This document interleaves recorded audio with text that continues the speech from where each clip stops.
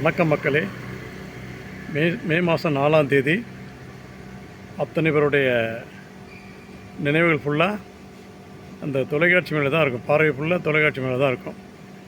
என்ன ரிசல்ட் அப்படி சொல்லி எதிர்பார்த்துட்டே இருப்பாங்க மக்கள். ஆனால் மக்கள் ஒரு மாற்றத்தை எதிர்பார்த்து தான் ரொம்ப ஆவலாக இருக்காங்க. ஆக அன்னைக்கு படிப்படியாக ரிசல்ட்டு தெரியும். நீங்கள் இறுதி ரிசல்ட்டு தான் நீங்கள் நம்பணும். அதுக்கு முன்னாடியே எமோஷன் ஆகக்கூடாது, சரிங்களா? அதாவது கடவுள் ஆன்மீகம் வெல்லும் என்பது அன்றைய தினம் தெரிஞ்சிருங்க.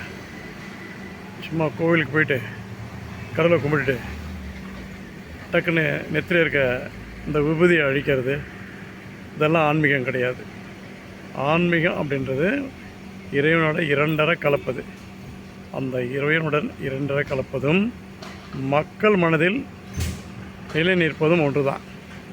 ஸோ அதன் அடிப்படையில் மக்கள் வாக்களிச்சிருக்காங்க. பெருவாரியான வாக்குகள், அதாவது கிட்டத்தட்ட 92% வாக்கு பதிவாயிருக்கு. கரூரில் ஒரு நண்பர் ஃபோன் பண்ணி சொன்னார், சார் எனக்கு இங்கே 92% வாக்கு பதிவாயிருக்கு அப்படின்னு சொல்லியிருக்காரு.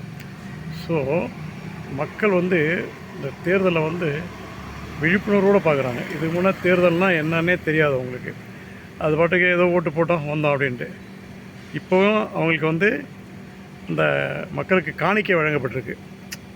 இந்த காணிக்கையை வாங்கிக்கிட்டு அவங்க மாற்றி போட்டிருப்பாங்களான்னு ஒரு சில பேருக்கு சந்தேகம் இருக்குது. இல்லை அவங்க காணிக்கை ஏற்றுட்டு அதே மாதிரி பண்ணியிருப்பாங்க அப்படின்னு தான் சில பேர் இருக்காங்க.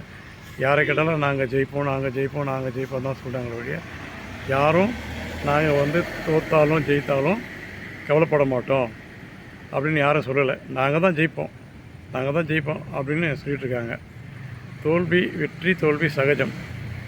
மக்களே, எது நடந்தாலும் ஏற்றுக்குவோம். யார் வெற்றி பெற்றாலும் அவரை முதல்வராக ஏற்றுக்கொள்வோம். ஆனால் இறைவாக்கு பொய்க்காது. புதிய மாற்றம் எதிர்பார்த்து தான் இவ்வளோ பேர் ஓட்டு போட்டிருக்கீங்க. அந்த மாற்றம் கிடைக்கும் என்று நம்புவோம், சரிங்களா? அதனால் எமோஷன் ஆகாதீங்க. மார்னிங்லேருந்து கவுண்டிங் வரும், கவுண்டிங்கு ஏறும் இறங்கும். அப்போ யாரும் எமோஷன் ஆகாதீங்க. ஏன்னா இந்த எலெக்ஷன் ரொம்ப ஆவலாக எதிர்பார்த்துட்ருக்கீங்க. ஏன்னா மக்களோட உயிர் தான் முக்கியம், சரிங்களா? நம்ம வாழ்க்கை, நம்ம நம்பி குடும்பம் இருக்குது, ஃபேமிலி இருக்குது. அதனால் யாரும் எமோஷன் ஆகாதீங்க. நல்லதே நடக்கும். இந்த 93% வாக்குப்பதிவு அப்படிங்கும்போது ஒரு மாற்றத்தை உருவாக்கணும் தான் எல்லாம் சொல்கிறாங்க. சில பேர் இல்லை அப்படி சொல்கிறாங்க. நல்லதே நடக்கும் அப்படின்னு எதிர்பார்ப்போம், சரிங்களா? மக்கள் எதிர்பார்த்த அந்த புதிய மாற்றம் என்கின்ற ஆட்சி தான் அமையும்.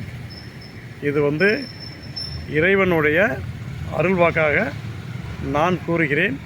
பட் இருந்தாலும் எது நடந்தாலும் நம்ம ஏற்றுக்கொள்வோம். நன்றி. வாழ்க வளமுடன். சமூக ஆர்வலர் என்ற அடிப்படையில் என்னுடைய கருத்து.